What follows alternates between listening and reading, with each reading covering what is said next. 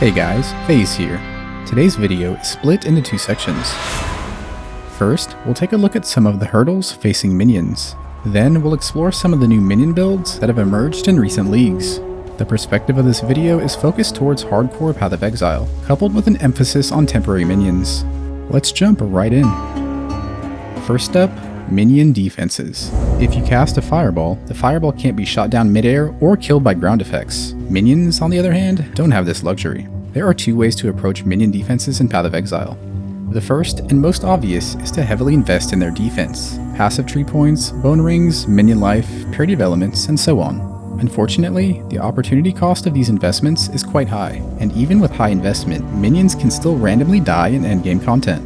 The second approach to minion defenses is Blessed Rebirth. When a minion is created, it gets 4 seconds of damage immunity. Of course, this only works with minions that require regular resummoning. There are two enormous benefits to Blessed Rebirth. The first is that your damage-dealing minions will never randomly die, even while doing the hardest content in the game. This adds a huge layer of predictability to the minion archetype.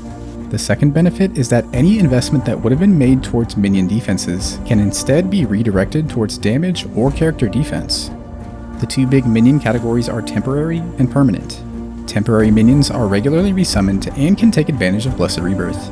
Permanent minions are more long-term. They often need substantial defense investment to stay alive in endgame content, such as Uber bosses or Tier 17 maps. Even then, they can still occasionally die, and many permanent minions are tedious to resummon, or worse.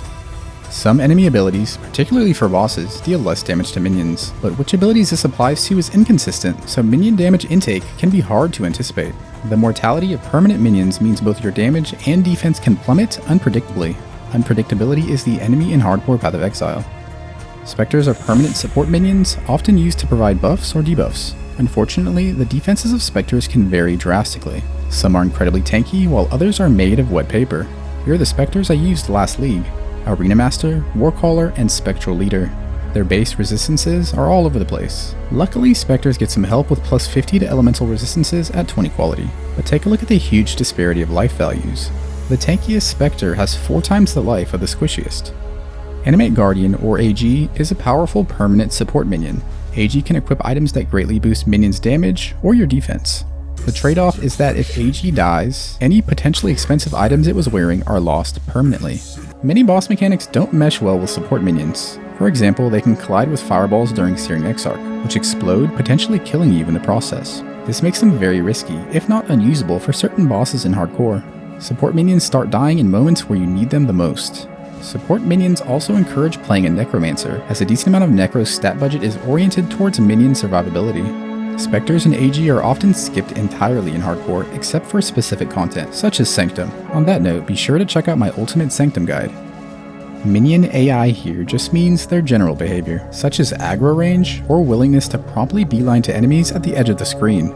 Minion behavior in Path of Exile is somewhat obfuscated. Knowledge mostly comes from playing different builds. Minions with top tier AI are skills such as SRS and BAMA, which quickly attack enemies with little delay. On the other end of the spectrum are minions like skeletons, which will sometimes briefly pause and stand still for no apparent reason, even with nearby enemies. Sometimes, focus firing down a specific enemy is a huge priority. Typically, it's done with Predator support, which sometimes has barriers such as limited keybinds or inconvenient socket colors. SRS has a form of Predator baked in. Mousing over an enemy while casting SRS forces minions to attack that specific target. It's an elegant solution that also allows for more skill expression. Minion Collision is rarely discussed, but it's very important. Due to hitbox size, a limited number of minions can be in melee range of an enemy. Additionally, minions must navigate around other minions to reach an enemy. These issues become more pronounced as the number of minions or their hitbox sizes increase. Many minion builds automate Desecrate and an offering inside of a trigger weapon for smooth gameplay and to ease keybind pressure. Unfortunately, this trigger reliance limits access to unique weapons, unless you're willing to dual wield. Additionally, the recent removal of automated left-click casting hits some minion builds in possibly unintended ways. For builds such as Holy Relic or Falling Zombies, it's no longer possible to autocast a minion skill for the Ghastly Eye Jewel mod if you've used a minion skill recently. Sources of damage conversion for minions is very limited. Triad Grip is currently the only reasonable way to fully convert minions' physical damage to elemental, and these gloves are absolutely terrible. Oh, you're after 100% cold conversion? Good luck doing anything even remotely useful with those 4 green sockets. Most minions can be targeted by enemy abilities. Imagine a scenario where a powerful enemy winds up a massive slam targeting one of your minions that you walk into at the very last second. Many people have lost characters to this, myself included. Even worse, many uber bosses can unpredictably target minions with abilities, even deadly ones such as Shaper Slam. In Hardcore, this is why untargetable minions are a huge plus, and support minions see less usage. These are just some of the minor minion obstacles to be aware of. Hurdles are made to be jumped over. Next, let's shift gears a bit and check out some of the minion builds that have emerged in recent leagues. First up, BAMA. BAMA is Blink Arrow or Mirror Arrow of Bombarding. They're interchangeable depending on desired playstyle. These can be swapped back and forth with a simple vendor recipe. BAMA clones are stationary bow and arrow minions with enormous range and great damage. They fire arrows into the air that quickly rain down on enemies. These clones wield your own bow and quiver, inheriting their stats. The playstyle takes some getting used to and can be a bit awkward at times. It's similar to a totem build in some ways, except higher damage, better clear, and clunkier mobility. Blink Arrow is usually the primary movement skill with Flame Dash sprinkled in. If using Mirror Arrow of Bombarding, Blink Arrow of Prismatic clones can be linked to Feeding Frenzy or perhaps Guardian's Blessing. BAMA has a long base duration which pairs very well with fresh meat. Blessed Rebirth is an option if desired. Bossing is probably one of BAMA's weakest aspects, unless it's brute force with high damage. It's currently one of the fastest campaign leveling builds. Overall, BAMA is a very powerful minion skill that excels in most scenarios. Next up, Holy Relic of Conviction. Holy Relic is a newcomer that has shown a ton of potential. When you hit an enemy with an attack, Holy Relic instantly triggers an area spell at the nearest enemy. To hit enemies, Lancing Steel of Spraying is used, as it hits repeatedly, has a nice duration, and it auto-aims. Holy Relic is similar to a cast-on crit build, without the need to scale crit. The Jeffrey's Crest Helmet grants an extra Holy Relic minion for a massive 50% more damage. Holy Relic minions closely follow you around. They're not targeted by enemies, nor do they have collision. However, they can still die from incidental damage from abilities targeting the player or other minions. Minion Defences are definitely recommended. The spell that Holy Relics use has a cooldown that can be reduced with Minion Cooldown Recovery Rate, or CDR. There are a couple important CDR breakpoints. The sweet spot tends to be the 52% breakpoint, as the next breakpoint usually requires wearing Diala's Malefaction, which is a big defensive loss that's hard to justify. Holy Relic excels at map clear since the screen coverage is so insane. Single target damage is good, but not great. All in all, Holy Relic of Conviction is an above average minion skill that's enjoyable to play and fun to watch. Next up, Falling Zombies. This is far from a traditional minion build. Falling Zombies uses Saboteur's trigger bots along with Arcanist Brand, so that Brand Recall casts many Falling Zombies per trigger. Falling Zombies are automatically aimed on top of trigger bots, which stand underneath enemies.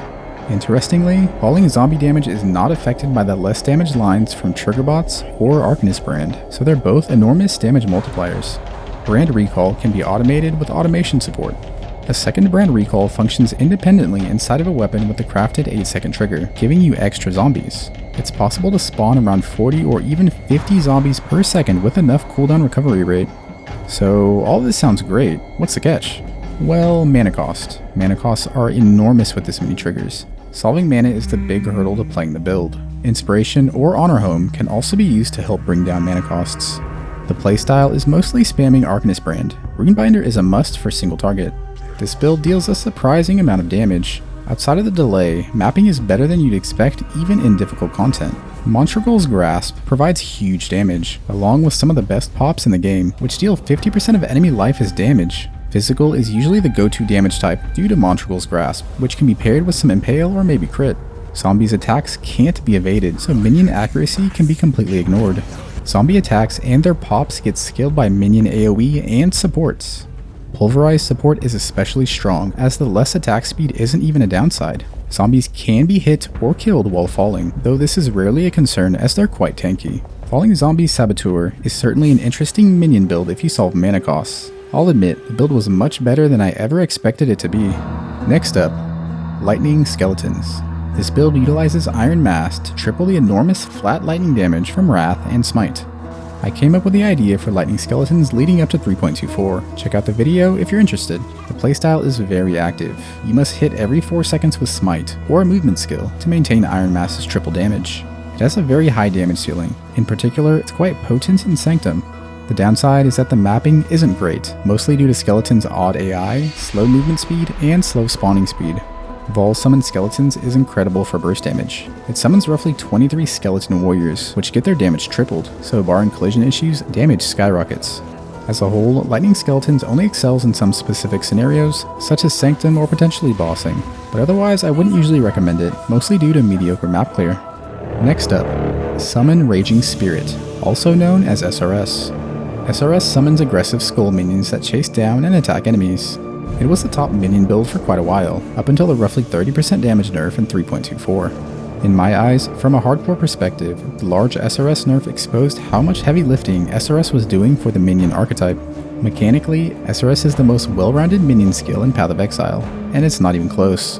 We'll compare SRS with skeletons side by side to illustrate how. SRS is so strong mechanically because they have high base movement speed.